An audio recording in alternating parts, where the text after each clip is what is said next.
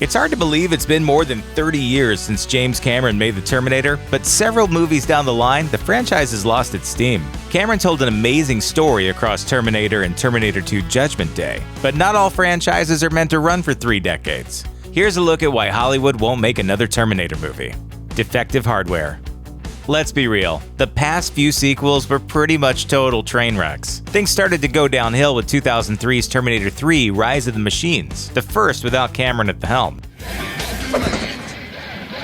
Talk to the hand. The decline continued with 2009's Terminator Salvation, which, despite the presence of splashy action director McG, somehow managed to make the future battle with Skynet utterly boring. Who are you?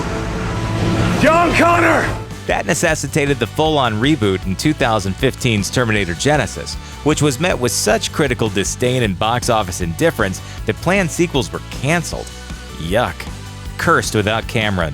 The first 2 films were awesome for one obvious reason. And no, it wasn't naked Arnold Schwarzenegger. Your clothes.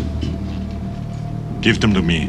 Now. So, when writer-director James Cameron decided to leave the franchise after Terminator 2 Judgment Day, Hollywood should have probably just left well enough alone and ended the series right there. It's telling that Cameron says he's not a big fan of the sequels that followed, as he doesn't feel they've lived up to that potential. And without Cameron, they probably never will. Disenfranchised. One big issue with the series is that it wasn't designed to be a series at all. Both the original film and Terminator 2 weren't really about time travel, but instead focused on how knowledge of the impending Armageddon affected the characters. Sarah Connor found her inner strength. The Terminator found his humanity. John discovered his destiny. No amount of modern special effects can disguise the fact that the sequels are missing the heart of the original films. Instead, they've relied on increasingly bloated, confusing, and convoluted plots, trading humanity for incomprehensible spectacle. Without the original film's focus on what it means to be human, the sequels are destined to be pale imitations rather than worthy successors. Arn-old.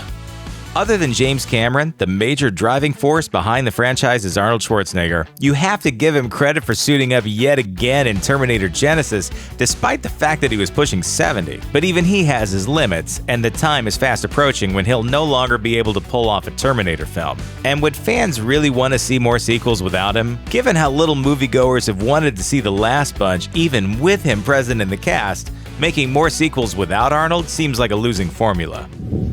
I'll be back. This time you probably won't. Terminator for teens.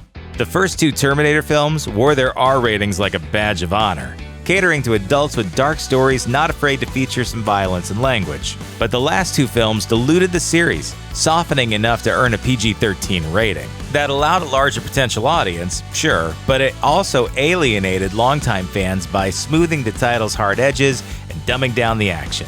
Pandering is never going to result in better movies. Oh, great. That's just great.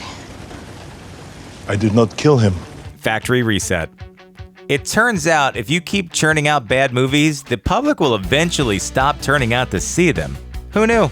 The past few Terminator films have failed to generate much box office buzz, despite ballooning budgets and massive marketing campaigns. Terminator 3 pulled in $150 million in the US, and it only went downhill from there. Terminator Salvation made $125 million in the US, and the latest sequel, Terminator Genisys, scored a mere $89 million. Ouch. Hollywood leans on known franchises because they're more bankable brands than unknown commodities. But sometimes even the name brands run out of steam. In the wake of Genisys' failure, the smart money is sadly no longer on Terminator. No fate but what we make. Though the situation looks dire now, there's still hope. Come with me if you want to live. The reason? The rights to the Terminator revert back to Cameron in 2019. While he's currently busy with those long-promised Avatar sequels, it's possible he might eventually make another Terminator film himself. And if not, you can bet that he'll be very careful just who he licenses the rights to. With Cameron regaining creative control over the franchise, one thing is sure, if there are never any more Terminator movies, that also means there won't be any more bad Terminator movies.